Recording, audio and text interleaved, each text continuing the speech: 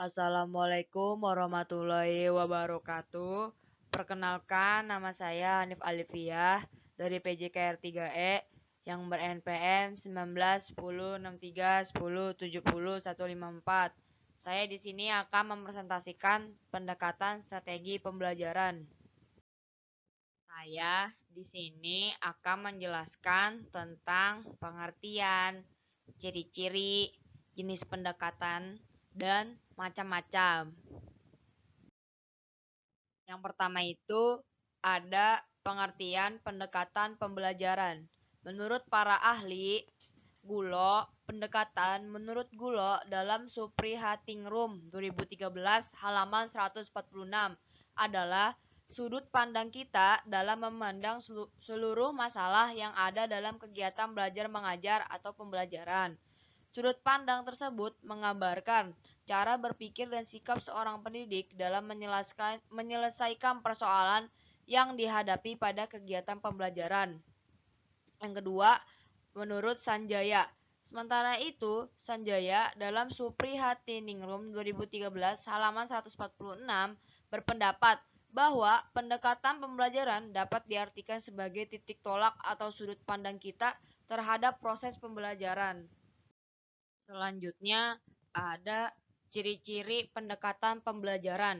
Yang pertama itu merupakan sebuah filosofi atau landasan. Yang kedua merupakan sudut pandang.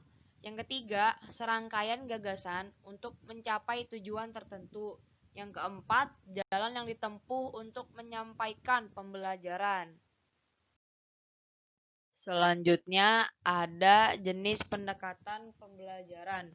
Yang pertama itu ada pendekatan teacher-centered.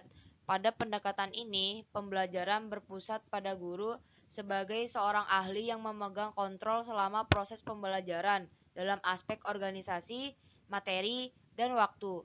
Guru bertindak sebagai pakar yang mengutarakan pengalamannya sehingga dapat menstimulus perkembangan siswa. Pendekatan yang berpusat pada guru menurunkan beberapa strategi seperti pembelajaran langsung atau direct instruction dan pembelajaran deduktif atau pembelajaran ekspositori. Yang kedua itu ada pendekatan student-centered. Pendekatan student-centered mendorong siswa untuk mengerjakan sesuatu sebagai pengalaman praktik dan membangun makna atas pengalaman yang diperolehnya. Pusat pembelajaran diserahkan langsung ke peserta didik dengan supervisi dari guru. Pendekatan pembelajaran yang berpusat pada siswa menurunkan strategi pembelajaran seperti discovery learning dan inquiry atau penyingkapan atau penyelidikan. Selanjutnya ada macam-macam pendekatan pembelajaran. Yang pertama itu ada pendekatan konstekstual. Pendekatan pembelajaran konstekstual merupakan pendekatan pembelajaran yang dikenal dengan sebutan CTL. Contextual Teaching and Learning adalah pendekatan pembelajaran yang mengaitkan materi pembelajaran dengan situasi dunia nyata siswa. Melalui pendekatan konstekstual diharapkan hasil belajar dapat lebih bermakna bagi siswa, karena siswa dapat mengaplikasikan hasil belajarnya dalam kehidupan mereka dalam jangka panjang. Pendekatan pembelajaran konstekstual lebih mengutamakan aktivitas siswa dalam pembelajaran, sehingga siswa dapat menemukan konsep tentang materi pembelajaran dan mengaitkan konsep tersebut dengan situasi dunia nyata mereka. Yang kedua ada pendekatan ekspositori. Pendekatan ekspositori menekankan pada penyampaian informasi yang disampaikan sumber belajar kepada peserta pembelajaran. Dalam pendekatan ekspositori, sumber belajar dapat menyampaikan materi sampai tuntas. Artinya, pembelajaran dilaksanakan secara holistik dan tidak khusus. Pendekatan ekspositori lebih cocok untuk jenis bahan belajar yang bersifat informatif dan umum. Misalnya, prinsip-prinsip dasar yang perlu dipahami untuk menunjang tahap pembelajaran lebih lanjut.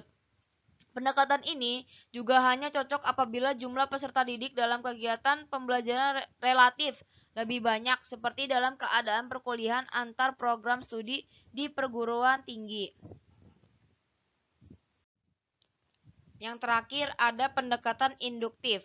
Menurut Purwanto dalam Rahmawati, pendekatan induktif dalam pembelajaran adalah pendekatan yang bermula dengan menyajikan sejumlah keadaan khusus kemudian dapat disimpulkan menjadi suatu fakta, prinsip, atau aturan.